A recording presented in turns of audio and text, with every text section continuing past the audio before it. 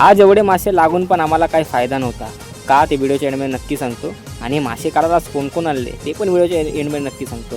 हे सर्व जाला घेऊन आम्हाला तिथं साफ न करता दर्यातनं डायरेक्ट बंदरात काय यावं लागलं तर व्हिडिओच्या एंडमध्ये नक्की कळेल. जय मल्हार मंडळी, मी आहे नाना दादू, स्वागत करतो तुमचं डेली मिनी ब्लॉगचा दिवस 28वा.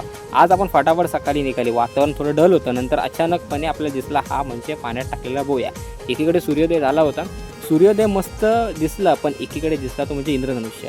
मस्त आपले मनोज काका बोट चालवत होते. आपण पोचले ते म्हणजे मासेमारी जागेवर आणि जाला टाकली, जाला उचललीच आपल्याला लागले खूप सारे बाठे आणि थोडं क्वालिटी मावरं पण लागलं.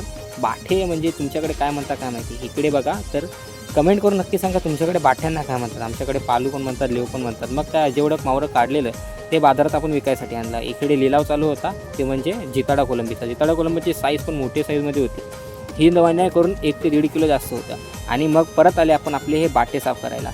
या माशांना बाजारामध्ये भाव नसतो, त्यामुळे तुम्ही कितीही ते पकडलेत तरी याला फायदा नसतं. पण एक आमच्याकडे आहे की हे मासे काट्यावर घेतले जातात.